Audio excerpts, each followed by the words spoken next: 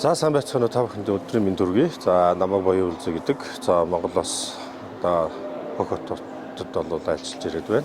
Тэгээд бас Хөх хотын одоо энэ үйлдвэрлэл технологийн паркуудын үйл ажиллагаатай бас танилцж туршлага судлаа гэж ийм зорилгоор бол ирсэн байж байгаа.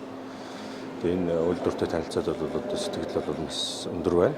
Энэ нийлийн сүүний үйлдвэрийн одоо энэ үйлдвэрлэл технологийн парк нь бол 2019 оноос бол анх хөгжиж эхэлсэн юм байна. За 2035 он хүртэл ингээ үргэлжлээд явах нэ.